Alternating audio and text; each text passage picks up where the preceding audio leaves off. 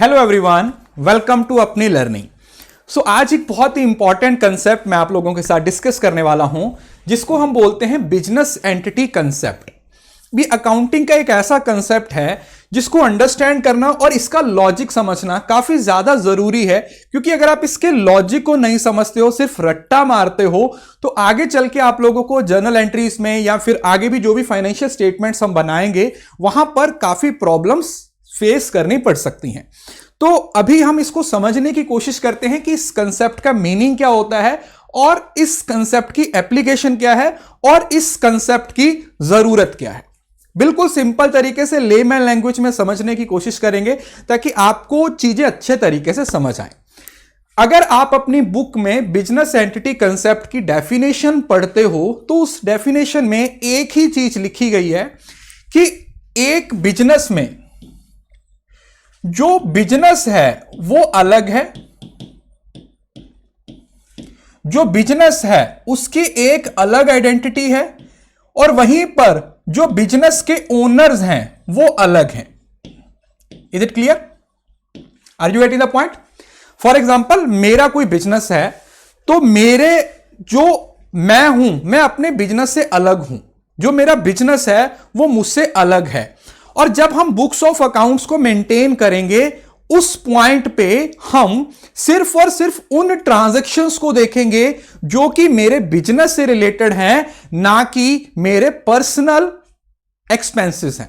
हम एक छोटी सी एग्जांपल से समझने की इसको कोशिश करते हैं, ठीक है। फॉर एग्जांपल,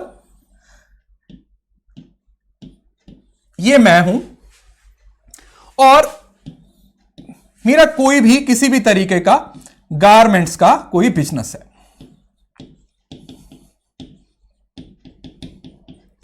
ठीक है जी। तो मैं इस बिजनेस में पैसा लगा रहा हूं, ठीक है जी। वो जो पैसा इस बिजनेस में लगाया जाएगा उस पैसे को क्या बोला जाएगा? कैपिटल। सिंपल जी। ये तो आप लोगों को +1 के स्टार्टिंग में समझाया जाता है कि जो भी ओनर का पैसा होता है, बिजनेस में इन्वेस्ट किया जाता है, बिजनेस में पैसा लगाया जाता है, वो कैपिटल होती है। और आप लोगों को पता है कैपिटल है वो आपकी लायबिलिटी होती है। क्यों? क्योंकि अगर मैं ये पैसा बिजनेस में लगा सकता हूं तो कभी भी ये पैसा मैं वापस भी ले सकता हूं। ऑब्वियसली बात है, मतलब बिजनेस ये पैसा मेरे को ओन कर रहा है, मतलब ओए कर रहा है, मतलब मेरे को वो पैसा अगर जरूरत पड़ेगी तो मैं वापस भी ले सकता हूं। सिंपल। तो मैंने सपोज करो 5 लाख रुपए अपने बिजनेस में इन्वेस्ट कर दिया। क्लियर है जी? अब जैसे ही मैंने अपने बिजनेस में पैसा लगाया उसके बाद मेरा बिजनेस है वो चल गया।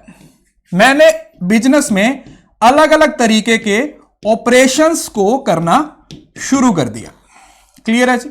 ठीक है। मेरा बिजनेस है, उसमें सेल परचेज होनी शुरू हो गई और उस गारमेंट्स के बिजनेस ने ऑपरेट करना शुरू कर दिया। अब ऑपरेट करते हुए जो भी, क्योंकि देखो अल्टीमेट ऑब्जेक्टिव मेरा या बिजनेस का क्या है? प्रॉफिट अर्न करना है। तो यहां पर सपोज करो मैंने कुछ प्रॉफिट अर्न किया। मैंने क्या किया? प्रॉफिट अर्न किया। तो क्या इस प्रॉफिट पे मेरा हक है, मेरा राइट है या नहीं है? ऑब्वियसली अगर पैसा मैंने लगाया है, वो कैपिटल मैंने लगाई है, तो उस कैपिटल से जितना भी मैं प्रॉफिट अर्न कर रहा हूं वो प्रॉफिट भी मेरा राइट है, क्योंकि अल्टीमेटली मैंने वो पैसा लगाया ही इस वजह से है क्योंकि मैं प्रॉफिट अर्न करना चाहता हूं। यहां तक क्लियर है? बिल्कुल सिंपल है। तो अपने बिजनेस के अंदर जो भी एंट्रीज डाली जाएंगी वो यहां पर कैपिटल की या जो भी सेल परचेस किया जा रहा है वो सारी ट्रांजैक्शंस की जा रही हैं।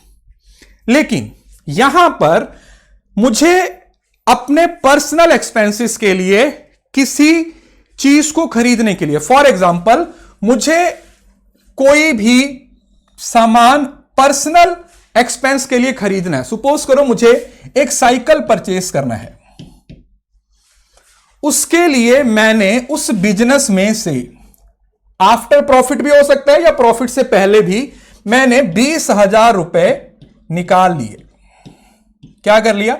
मैंने जो पैसा इन्वेस्ट किया था, जो कैपिटल लगाई थी, उसमें से मैंने 20,000 रुपए एक साइकिल खरीदने के लिए निकाल लिए। अब ये जो 20,000 है, इसको मैं क्या ट्रीट करूंगा, या बिजनेस के पॉइंट ऑफ व्यू से ये है ड्राइंग्स। क्यों? क्योंकि ओनर ने अपने पर्सनल यूज के लिए इसको ड्रॉ किया। ओनर ने अपने पर्सनल यूजेज के लिए इसको ड्रॉ किया, इस वजह से हम इसको ड्राइंग्स कंसीडर करते हैं।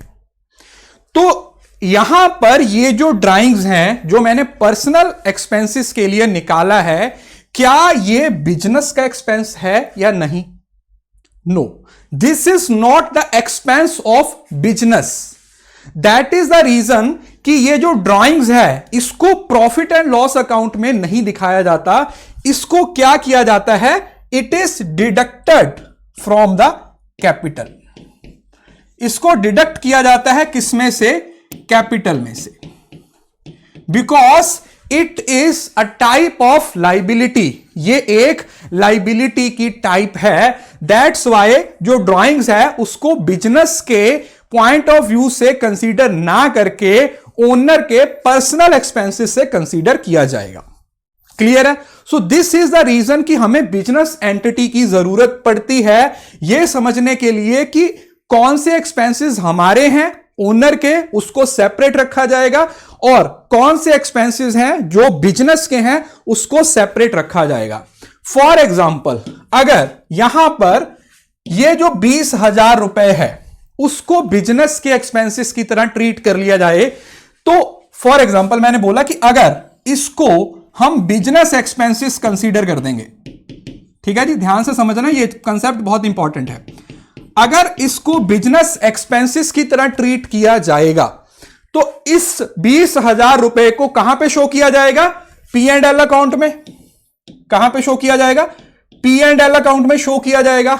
और पी एंड एल में शो होने की वजह से हमारा प्रॉफिट जो हम अर्न कर रहे हैं वो कम हो जाएगा, जो कि एक्चुअल प्रॉफिट नहीं है। बिकॉज ये अगर बिजनेस एक्सपेंसेस होते तो इससे कोई अर्निंग होनी चाहिए।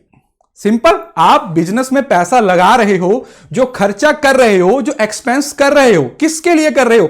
किसी रिटर्न के लिए ही कर रहे हो ना, तभी तो सारे एक्सपेंसेस हैं वो आपके प्रॉफिट एंड लॉस का पार्ट बनते हैं।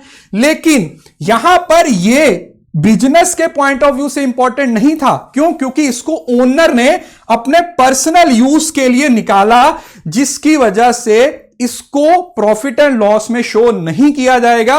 इसको as a sort of liability consider किया जाएगा।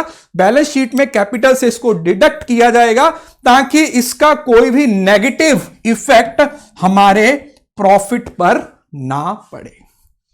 आई होप कि आपको यह पूरा कंसेप्ट, इसका लॉजिक, इसकी एप्लीकेशन और सारी चीजें अच्छे तरीके से समझ आ गई होंगी। वीडियो अच्छा लगा है तो वीडियो को लाइक जरूर कीजिए। चैनल पे पहली बार आए हो तो सब्सक्राइब भी जरूर कीजिए। मिलते हैं नेक्स्ट वीडियो में। शुक्रिया। Sharing is caring.